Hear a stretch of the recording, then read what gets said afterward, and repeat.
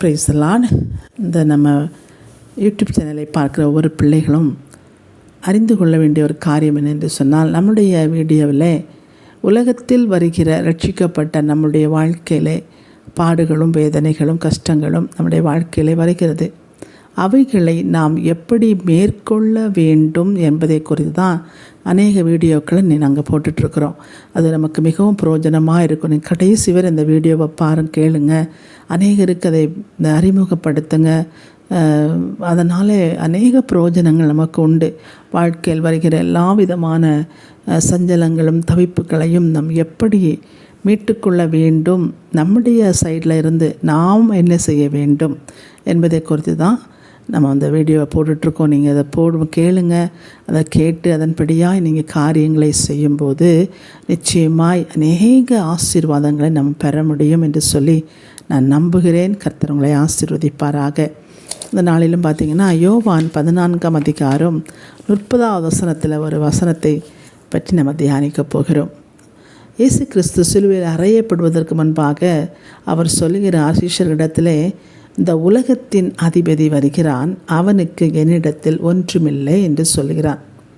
அப்போ பிசாசை குறித்து இயேசு சொல்கிறத நம்ம பார்க்குறோம். இப்போ இந்த வார்த்தையை வைத்து கொண்டு இன்றும் உலகத்தின் அதிபதி பிசாசு என்று சொல்லி அநேகர் போதிக்கிறார்கள்.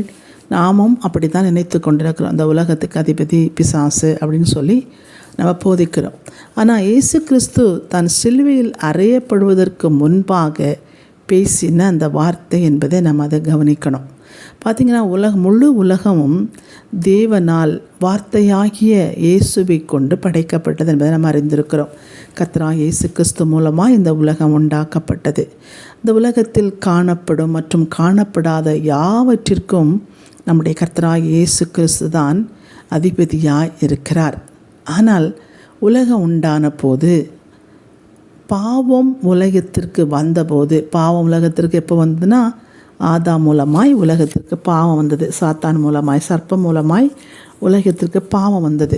அந்த உலகத்திற்கு பாவம் வந்தபோது பார்த்திங்கன்னா, அந்த சத்துருவானவன், சர்ப்பமானவனுடைய நாமம் எப்படி இருந்தது? அவன் இருளுக்கு அதிபதி, பாவத்துக்கு அதிபதி, நரகத்துக்கு அதிபதி, பாதாளத்துக்கு அதிபதி, வானமண்டலத்துக்கு அதிபதி.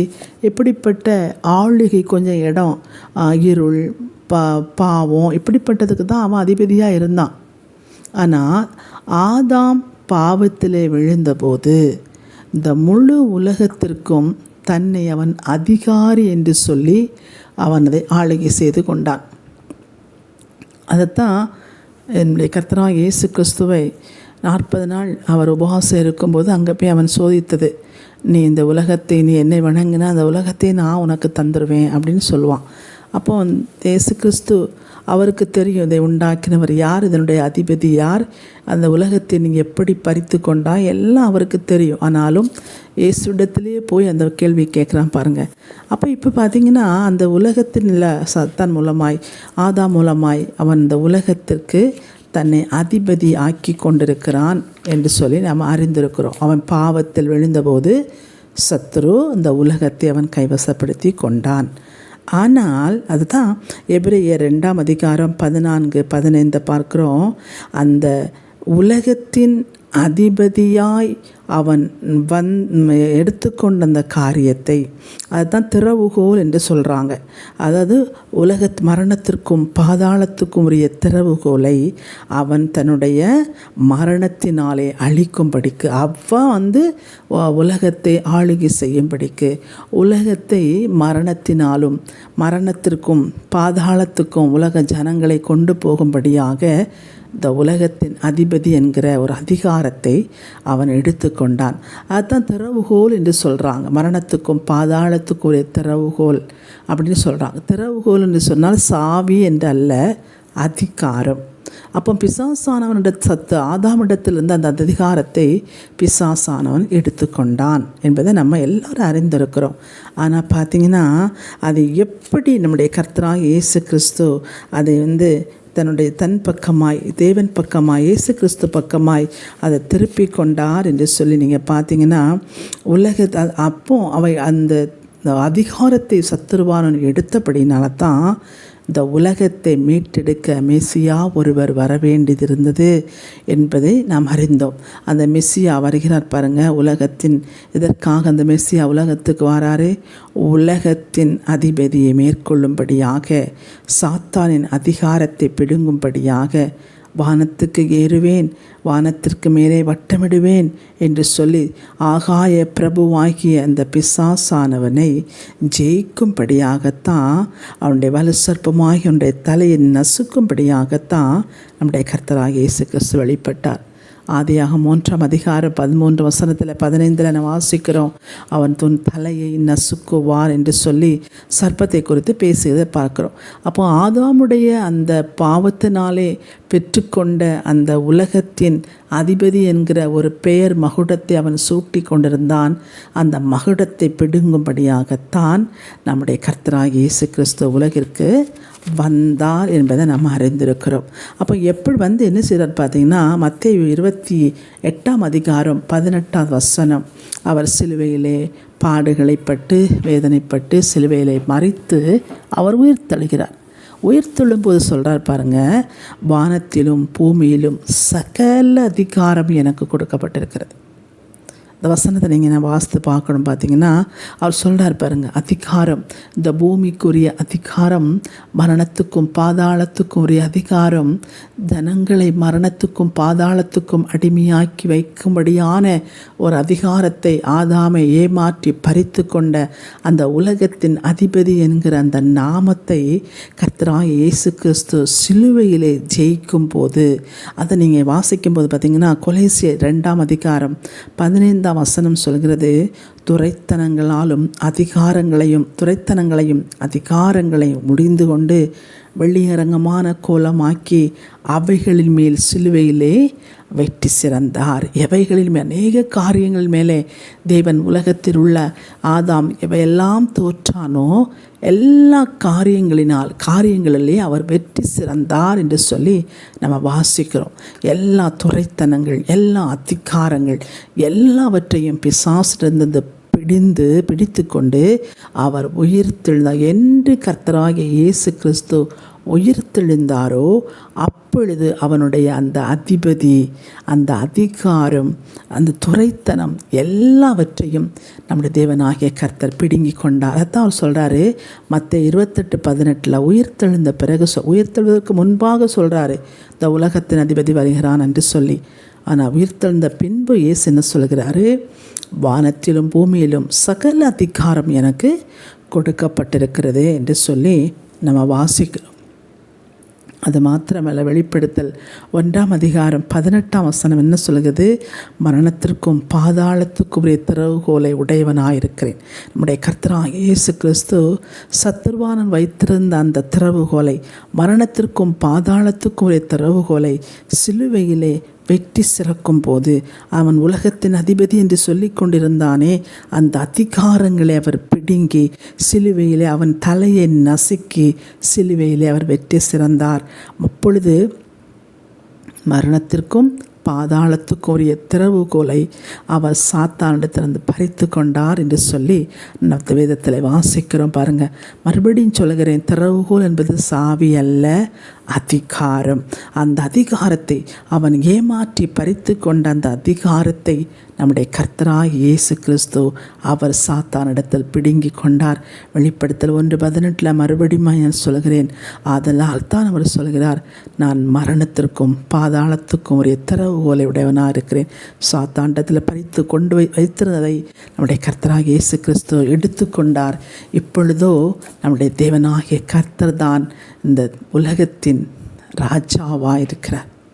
உலகத்தில் ராஜா இப்பொழுது அவர் தான். ஆனால் அந்த சத்துருவானன் பாருங்கள், அவன் இப்பவும் ஜனங்களை நான் தான் அதிபதி என்று சொல்லிக்கொண்டு அவன் கெர்ச்சித்து கொண்டிருக்கிறான். சத்தியத்தை, இந்த சுவிசேஷத்தின் ஒளியை ஜனங்களுக்கு சொல்லதற்கு ஆள் இல்லை. இந்த உலகத்திற்கு அதிபதி சாத்தான் அல்ல, கர்த்தராகிய இயேசு கிறிஸ்து. அவர் எல்லாவற்றையும் உறிந்து கொண்டார். அவனுக்கு அதிகாரமே இல்லை, அவனுக்கு ஒன்றுமே இல்லை, அவன் நிர்வாணமாக்கி விட்டார் என்று சொல்லி வேதம் சொல்கிறது. பாருங்கள், நம்முடைய வாழ்க்கையில் சில நேரங்களில் நம்ம சொல்கிறோம், சாத்தான் இப்படி பண்ணிட்டான், ஆனால் அவன்கிட்ட ஒரு அதிகாரம் இல்லை என்பதை நம்ம அறிந்திருக்கணும். அவன் வெறும் ஒரு சும்மா இது ஒரு சிஸ்டர் சொன்னாங்க ஒரு மெசேஜில், அவனுக்கு பல்லே கிடையாது, அவன் சும்மா ஒரு தோல்பை போன்றவன் தான். ஏன்னா அவன் தலை நசுக்கப்பட்டுட்டு அவன் நிர்மாணமாயிட்டான், அவன் வெட்கப்பட்டு போனான், அவனிடத்தில் ஒன்றுமில்லை. ஆனால் பூமியில் அவன் இருக்கிறான், ஆனால் செயலற்றவனாக இருக்கிறான், அவனால் ஒன்றும் செய்ய முடியாது. ஆனால் ஜனங்கள் அவனை பார்த்து பயப்படுகிறாங்க. ஏன்னா அவனை இன்னும் உலகத்தின் அதிபதி என்று நினைத்து கொண்டிருக்கிறபடினாலே. அதில் தேவ பிள்ளைகளாகிய நாம் அறிந்து கொள்ள வேண்டிய காரியம் என்ன? அவன் உலகத்தில் ஒன்றுமில்லாதவன் என்பதை நாம் அறிந்து கொள்ள வேண்டும். நம்முடைய தேவனாகிய கர்த்தர் இயேசு கிறிஸ்துவை நம்ம என்று சொந்த இரட்சகராக ஏற்றுக்கொண்டோமோ அன்றிலிருந்து அவனுக்கு நம்மில் எந்த அதிகாரம் இல்லை. ஒருவேளை நாம் சிந்திக்கலாம், அநேகர் சொல்லுவாங்க பிசாசு அப்படி இப்படி. ஆனால் நம்ம சொல்ல வேண்டிய வாயினாலே நாம் சொல்ல வேண்டிய காரியம் என்ன? அவன் எனக்கு அதிபதி இல்லை, அவன் உலகத்துக்கு அதிபதி இல்லை. என் தேவனாகிய கர்த்தராகிய இயேசு கிறிஸ்து தான் இந்த உலகத்தின் அதிபதியாய் இந்த உலகத்தை ஜெயித்திருக்கிறார், பிசாசை ஜெயித்திருக்கிறார், சாத்தானை ஜெயித்திருக்கிறார். அவருக்கு என்னிடத்தில் ஒன்றுமில்லை, அவனுக்கு என்னிடத்தில் ஒன்றுமில்லை. இயேசு கிறிஸ்து எப்படி சொன்னாரோ அதே வார்த்தையை நாம் சொல்லும்படியாய், அவனுக்கு ஒன்றுமில்லை, நான் தேவனுடைய பிள்ளை, நான் கர்த்தரால் தெரிந்து கொள்ளப்பட்ட பிள்ளை, அவருடைய இரத்தத்தால் கழுவப்பட்ட பிள்ளை, என்னிடத்தில் ஒன்றுமில்லை, அவனுக்கு என்றுமில்லை, அவன் ஒன்றுமில்லை என்று சொல்லி நம் அதிகாரத்தோடு நாம் பேசும்போது பிசாசு செய்கிற காரியங்கள் ஒன்றுமில்லாத காரியத்திற்கும் நம்ம சத்துரு செய்தான் அப்படின்னு நினச்சிட்டே இருக்கிறோம். அந்த நினைவுகள் தான் நம்முடைய வாழ்க்கை அப்படி ஆக்குது தவிர உண்மையாகவே உலகத்திலே அவனுக்கு எந்த அதிகாரம் இல்லை. அவன் வெறுமையாய் ஜனங்களை பயம் காட்டி, ஜனங்களை நாசம் பண்ணி, ஜனங்களுடைய சிந்தை மண்டலங்களை ஆளுகை செய்து, அந்த சுவிசேஷத்தின் ஒளி தேவ பிள்ளைகளுக்குள் கடந்து போகாதபடி சுவிசேஷத்தின் வார்த்தைகளை மறைத்து சத்தியத்தை ஒழித்து ஜனங்களை பயமுறுத்தி கொண்டிருப்பதை நீங்கள் அறிந்து கொள்ள வேண்டும். இந்த நாளில் நம்ம செய்ய வேண்டிய காரியம் என்ன? சத்துருவை நினைத்து பயப்பட வேண்டியது முதலாவது நம்ம விட்டுறணும். அவன்கிட்ட ஒன்றுமே இல்லை பாருங்கள், ஒன்றும் கிடையாது. அவன்கிட்ட வெறும் தோற்பையை வைத்து கொண்டு ஓடிக்கொண்டிருக்கிறான். நம்ம என்று அவன் ஒன்றுமில்லாதவன் என்று சொல்லி தைரியமாய் நாம் நிற்கிறோமோ அன்றுதான் நாம் ஜெயித்தவர்களாய் மாற முடியும். உண்மையாகவே அவனுடைய எல்லாவற்றையும் நம்முடைய கர்த்தராகிய இயேசு கிறிஸ்து பிடுங்கி விட்டார். அப்போ அவன்கிட்ட ஒன்றுமே இல்லை பாருங்கள். இன்று எல்லாவற்றிற்கும் அதிபதி அவர்தான், மரணத்துக்கும் அவர்தான், பாதாளத்துக்கும் அவர்தான், சியோனுக்கும் அவர்தான், பரலோகத்துக்கு அவர், எல்லாவற்றிற்கும் நம்முடைய கர்த்தராகிய இயேசு கிறிஸ்து தான் அதிபதி. அவரோடு இணைந்து கொள்வோம்.